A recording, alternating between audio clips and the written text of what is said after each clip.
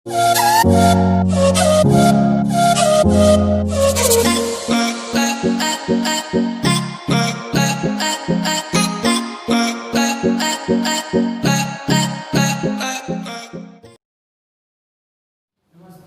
મિત્રો, liberty school પરિવારના online લેક્ચરમાં તમારું સ્વાગત છે. વિદ્યાર્થી મિત્રો, આપણે ધોરણ 10 ની અંદર ચેપ્ટર નંબર 12 ભણી રહ્યા હતા. ચેપ્ટર નંબર 12 નું નામ શું હતું? વિદ્યુત. તો આપણે છેલ્લે જોવા જઈએ છેલ્લા લેક્ચરની અંદર વિદ્યુત પ્રવાહની વ્યાખ્યા શું જોઈ હતી? વિદ્યુત પ્રવાહની વ્યાખ્યા જોઈ હતી. વિદ્યુત પ્રવાહના એકમની ચર્ચા કરી હતી. વિદ્યુત પ્રવાહના એકમની વ્યાખ્યાની ચર્ચા કરી હતી. આપણે દરેક વસ્તુની ચર્ચા કરી ચૂકેલા છીએ અને એના કારણે આપણે એક સૂત્ર મળ્યું હતું I બરાબર q/t. શું મળ્યું હતું? I બરાબર q/t મળ્યું હતું. પરંતુ આપણી પાસે ત્યાં એક પ્રશ્ન હતો. આપણા પાસે એ પ્રશ્ન શું હતો? એ પ્રશ્ન એટલે સિમ્પલ ભાષામાં કહેવા જઈએ તો કે વિદ્યુત પ્રવાહની દિશા કઈ? આપણા ત્યાં એક મૂંઝવણવાળો પ્રશ્ન ભરાયેલો હતો. હવે વિદ્યુત પ્રવાહની દિશા જાણવા માટે પહેલા સમજવું પડે વિદ્યુત પરિપથ. શું સમજવું પડે? વિદ્યુત પરિપથ. કેમ? વિદ્યુત પરિપથ આપણે જ્યારે સમજો છો તો જ આપણને શું ખબર પડે છે? વિદ્યુત પ્રવાહ કઈ રીતે વહે એ આપણને ખબર પડી શકે છે. તો એ જોવા જઈએ તો વિદ્યુત પરિપથને સમજવા માટે થોડા ઘટકો સમજો. અહીંયા તમારી પાસે શું લેવાનું છે? વિદ્યુત પરિપથની થોડા જે ઘટકો છે અને જોડાણ જે કરો એ શું બને? પરિપથ બને. તો સેલ અથવા બેટરી. શું લઈશું? સેલ અથવા બેટરી. સેલ એટલે કે આપણે પેલા ઘડિયાળની અંદર પાવર નાખતા હોય છે અને રિયલમાં કહેવાય સેલ. શું કહેવાય છે? સેલ કહેવાય છે. તો સેલ અથવા બેટરી ના બે ટર્મિનલ. શું છે? બે ટર્મિનલ. તો એને સમજો કે આ પરિપથ શું છે. તો સમજો બે ટર્મિનલ એટલે કે એક ધન અને બીજું શું હોય? ઋણ. એક ધન ને બીજું શું હશે? ઋણ હશે. તો અહીંયા બે લાઈન કરી છે. એક મોટી લાઈન ને શું કરી છે? નાની લાઈન કરી છે. મોટી લાઈનને શું લેવાશે? ધન. નાની લાઈનને શું લેવાશે? ઋણ. તો બેટરીના બે ટર્મિનલ શું હોય છે? બેટરીના બે ટર્મિનલ. બેટરીમાં બે ટર્મિનલ હોય છે. એમાંથી એક કયો? ધન ને બીજો શું હશે? ઋણ. તો ધન માટે કયો લેવાશે? તો મોટી લાઈન. શું લેવાશે? મોટો છેડો. અને બીજા શું લેવાશે? નાનો છેડો અથવા નાની લાઈન લેવાય છે. જે આકૃતિમાં તમે જોઈ શકો છો અહીંયા મોટી લાઈન છે શું લેવાશે? બેટરી લેવાશે. નાની લાઈન શું લેવાશે? નાનો. બરાબર. તો મોટી લાઈન માટે શું લેવાશે? ધન. નાની લાઈન શું લેશે? ઋણ. હવે આગળ જઈએ. વીજ કણ શું લેવાની છે? વીજ કણ. તો અહીંયા જોવા જઈએ તો આ રીતે આપણે ધન છેડા સાથે એક શું લઈએ છીએ? વીજ કણ. શું લઈએ છીએ? કે આપણે વીજ કણ આપણે લઈશું એક. અને હવે આ વીજ કણ એટલે શું? તો આપણા ઘરે ધારો કે જે લાઈટ આવે છે ક્યાં આવે છે? મેઇન સ્વિચમાંથી ક્યાં આવે છે? લાઈટ આપણા ઘરમાં આવે છે. હવે એમાં ઉદાહરણ તરીકે લઈએ પંખો. શું લઈએ છીએ? પંખો. તો પંખો ચાલુ બંધ કરવા માટે આપણે main switch off on of કરીએ છીએ. તો મેઇન સ્વિચ બંધ કરીએ, ચાલુ કરીએ. કેવું કરીએ છીએ? ના. એના માટે આપણે વિદ્યુત બોર્ડ જે છે એની અંદર સ્વિચ રાખેલી હોય છે. એ સ્વિચ શું કરીએ છીએ? આપણે ચાલુ કરીએ અથવા સ્વિચ શું કરીએ છીએ? આપણે બંધ કરીએ છીએ. અને એ જ સ્વિચના આધારે આપણે શું નક્કી કરી શકાય છે કે આ પ્રવાહ વહે છે કે નથી વહેતો. પરંતુ અહીંયા જોવા જઈએ તો આ જે વિદ્યુત કણ હોય છે શું હોય છે? વિદ્યુત કણને શું કહેવાય? તો એ વિદ્યુત કણ શું કરે છે? તો પંખા અને મેઇન સ્વિચ વચ્ચે શું કરે છે? જોડાણ. શું કરે છે? જોડાણ કરે છે. તો વાહક અને વિદ્યુત વચ્ચેના જોડાણ માટે કોનો ઉપયોગ થાય છે? વિદ્યુત કણનો ઉપયોગ થાય છે. શું થાય છે? વિદ્યુત કણનો ઉપયોગ થાય છે. તો જે વાહક હોય, વાહક એટલે કે જે પંખો શું કરે છે? વાહક તરીકે કામ કરશે. વિદ્યુત પ્રવાહ એટલે વિદ્યુત એટલે કે જે મેઇન સ્વિચમાંથી આવે છે એ પ્રવાહ, એ બંને વચ્ચેનું જોડાણનું કામ કોણ કરે છે? કણ. કોણ કરે છે? કણ. હવે કણ બે રીતે સમજશે. કણ માટે શું થઈ શકે? તો કણ ખુલ્લી. શું હોય? ખુલ્લી. અથવા કણ બંધ.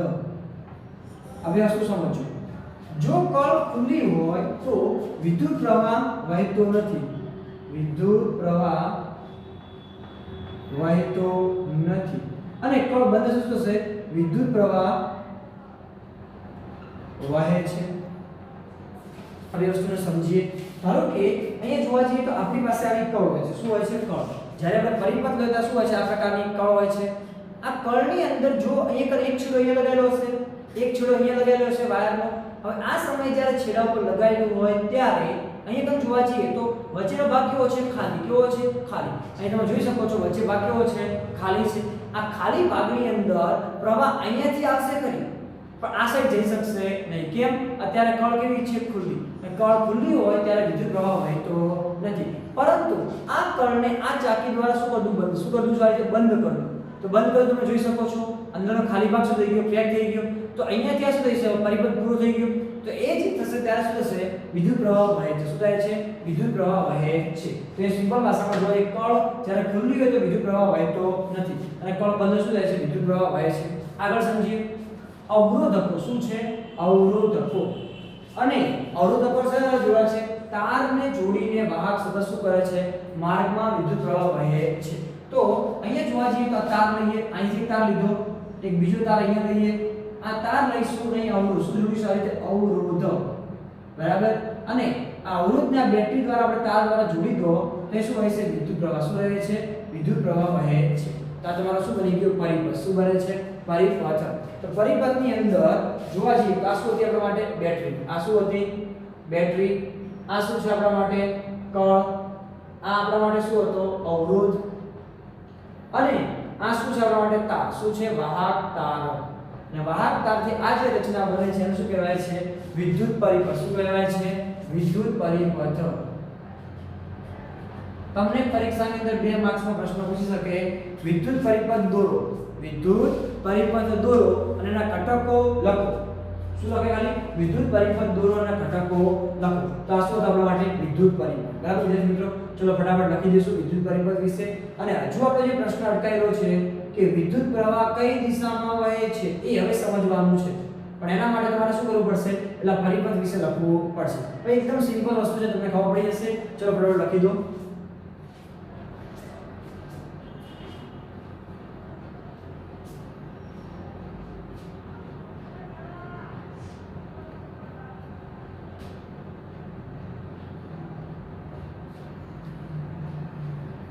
ઓકે વિદ્યાર્થી મિત્રો, લખાઈ ગયું હશે.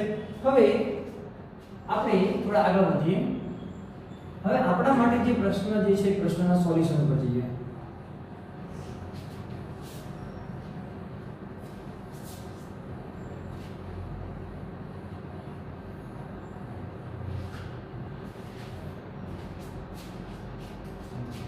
અહીંયા હું એક આ વાહક તાર લઉં છું. લઉં છું વાહક તાર લઉં છું.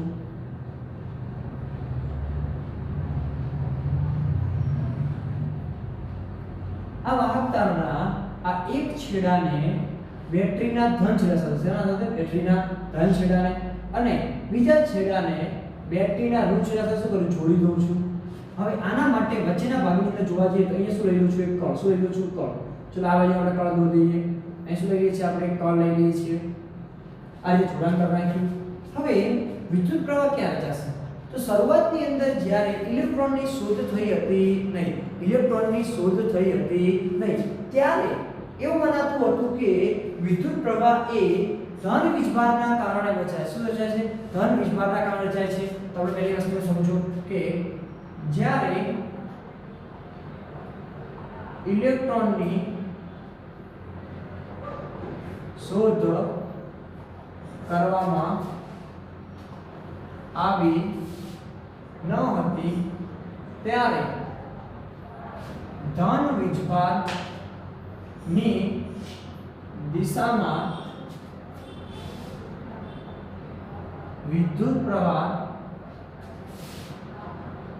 રચાય છે તેમ માનવામાં આવતું. એટલે કે રૈવાજિક રીતે વિદ્યુત પ્રવાહની દિશા ધન વીજભારની દિશામાં હોય છે, આવું માનવામાં આવતું હતું. ક્યારે? જ્યારે ઇલેક્ટ્રોનની શોધ થઈ ન હતી ત્યારે. રૈવાજિક એટલે કે રિવાજ પ્રમાણે, જૂના જમાના પ્રમાણે જે લોકોએ કીધું એવું આપણે એક્સેપ્ટ કરી લીધું હોય. આપણે શું કીધું કે સોમવારે આપણે શિવ ભગવાનનું આપણે દર્શન કરવા જોઈએ, શનિવારે એટલે બજરંગબલીનો દિવસ કહેવાય, હનુમાનજીનો કહેવાય. તો જે આ રિવાજો ચાલી આવે છે અને રિવાજોનું આપણે પાલન કરીએ છીએ. આપણે જે લગ્નના જે રિવાજો બદલીએ છીએ ખરી? ના, લગ્નના રિવાજો જે હોય એ પ્રમાણે કરીએ છીએ. જેમાં આ બધા અલગ અલગ જે રિવાજો હોય છે, રક્ષાબંધનના રિવાજો છે કે અલગ અલગ જે રિવાજો જે હોય છે એ રિવાજો આપણે કેટલા જૂના વર્ષોથી કરતા આવીએ છીએ એટલે શું કહેવાય છે રૈવાજિક શું કહેવાય છે રૈવાજિક એટલે જૂના કાળથી શું માનવામાં આવતું હતું કે વિદ્યુત પ્રવાહની દિશા ધન વીજભારની દિશામાં હોય છે એવું માનવામાં આવતું હતું પરંતુ ઇલેક્ટ્રોનની શોધ થઈ ઇલેક્ટ્રોનની શોધની અંદર બીજો ઘટક આવ્યો મુક્ત ઇલેક્ટ્રોન શું આવ્યો મુક્ત ઇલેક્ટ્રોન આવ્યો તો આ મુક્ત ઇલેક્ટ્રોનમાં જોવા જઈએ તો આપણે જોઈએ કે અહીંયા કને એક શું છે આ મુક્ત ઇલેક્ટ્રોન છે આ મુક્ત ઇલેક્ટ્રોનને E વડે દર્શાવે છે અહીંયા કને એક બીજો E છે આ E છે બરાબર આ બધા ઇલેક્ટ્રોનો છે અંદર હવે ઇલેક્ટ્રોન કેવો વીજભાર ધરાવે ઋણ કેવો ધરાવે ઋણ વીજભાર ધરાવે આ બેટરીનો કયો છેડો છે ધન છેડો છે તો આપણે કાલે ભણ્યા હતા કે ઋણ અને ધન વચ્ચે આકર્ષણ બળ શું લાગે છે આકર્ષણ બળ લાગે છે તો આપણે ભણ્યા કે ધન વીજભાર અને ઋણ વીજભાર અને ધન વીજભાર વચ્ચે શું લાગે છે આકર્ષણ બળ લાગે છે તો આ આકર્ષણ બળના કારણે આ ઇલેક્ટ્રોન કઈ તરફ ખેંચાશે આ તરફ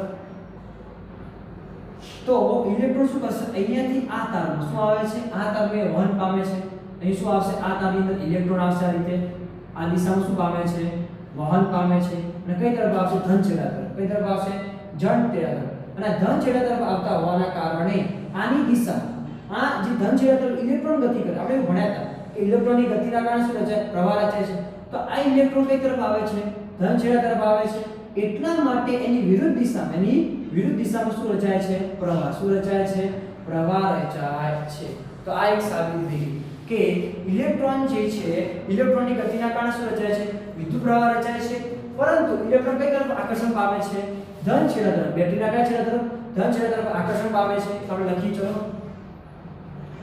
ઇલેક્ટ્રોનની ગતિને લીધે વિદ્યુત પ્રવાહ રચાય છે ઇલેક્ટ્રોનની ગતિના કારણે શું રચાય છે વિદ્યુત પ્રવાહ રચાય છે અને ઇલેક્ટ્રોન ઋણ વીજભાર હોવાથી તે બેટરીના ધન છેડા તરફ આકર્ષણ પામે શું પામે છે આકર્ષણ પામે છે અને તે તરફ ગતિ કરે છે આમ વિદ્યુત પ્રવાહ બેટરીના ધન છેડાથી ઋણ છેડા તરફ ગતિ કરે છે તો તમને જોઈ શકો છો પ્રવાહ ક્યાંથી આવશે ધન છેડા કઈ તરફ આવશે ધન છેડા તરફથી તો ધન છેડાથી તરફથી અહીંયાથી આ તરફ આવશે અહીંથી આ તરફ પ્રવાહ આવ્યો અહીંથી આ પ્રવાહ આમ આવ્યો તો શું આવે છે આ ધન છેડા તરફ શું કરે છે પ્રવાહ વહે છે તો પ્રવાહની દિશા કઈ તરફ આવશે ધનથી આ દિશામાં અહીંયાથી આ દિશામાં શું થાય છે પ્રવાહ વહે છે તો આ વિદ્યુત પ્રવાહ બેટરીના કયા છે ધન છેડાથી તો તમે જોઈ શકો છો ઇલેક્ટ્રોન આ દિશામાં ગતિ કરે છે ઇલેક્ટ્રોન આ દિશામાં ગતિ કરે છે પ્રવાહ કઈ દિશા ઉપર તરફ વધુ ઇલેક્ટ્રોન નીચે તરફ આવે છે પ્રવાહ ઉપર તરફ જાય છે તો પરસ્પર કેવા થયા વિરુદ્ધ કેવા થયા વિરુદ્ધ આથી રૈવાજિક રીતે વિદ્યુત પ્રવાહની દિશા ઇલેક્ટ્રોનની ગતિની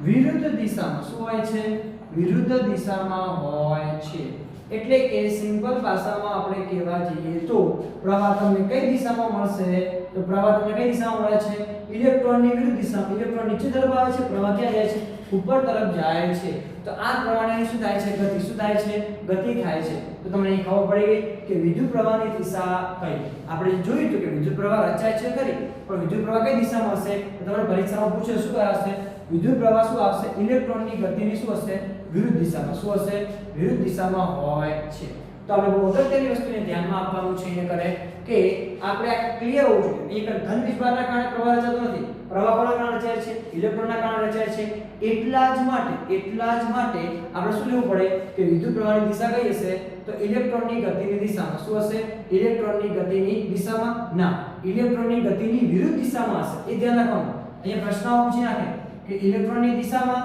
ઇલેક્ટ્રોનની ગતિની દિશામાં કે ઇલેક્ટ્રોનની વિરુદ્ધ ગતિમાં તો શું આવશે એ કરે વિરુદ્ધ શું આવશે વિરુદ્ધ દિશામાં હોય છે કેમ બંને એકબીજાને દૂર છે કારણ કે બેટરીના કયા છેડા તરફ પ્રવાહ નીકળે છે ધન તરફ નીકળે છે અહીંથી કઈ તરફ આવશે ઋણ તરફ પાછો આવે છે ક્લિયર આ વસ્તુ ચલો ફટાફટ લખી દઈશું પછી આપણે આગળ વધીએ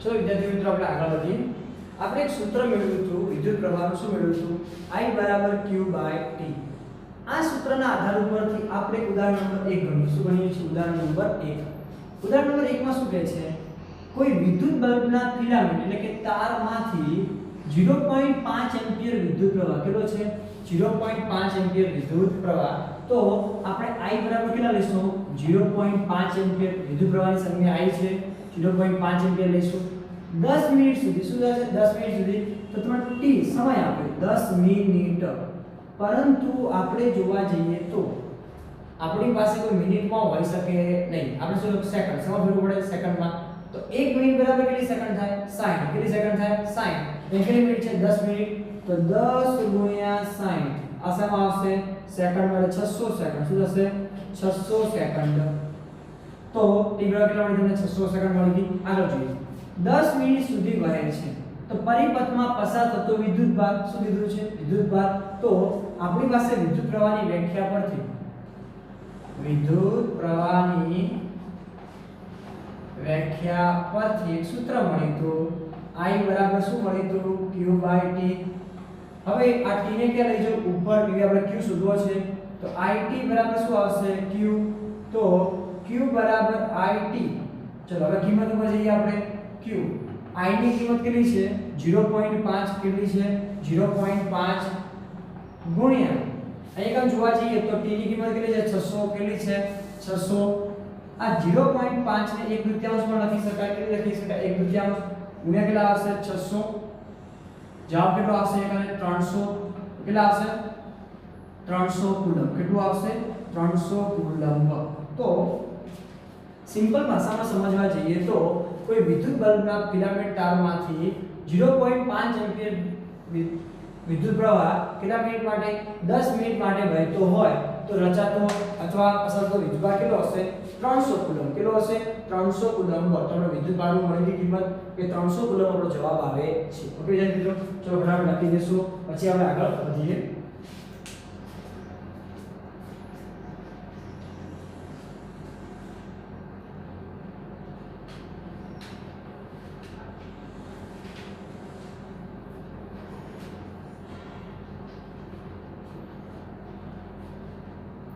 ઓકે વિદ્યાર્થી મિત્રો લખાઈ ગયું હશે તો મળીએ નેક્સ્ટ લેક્ચરની અંદર એક નવા ટોપિક સાથે ટોપિકનું નામ છે વિદ્યુત સ્થિતિમાન શું છે વિદ્યુત સ્થિતિમાન તો અહીંયા આટલું રાખીએ છીએ વિદ્યુત પ્રવાહ વિશે મળીએ next topic thank you very much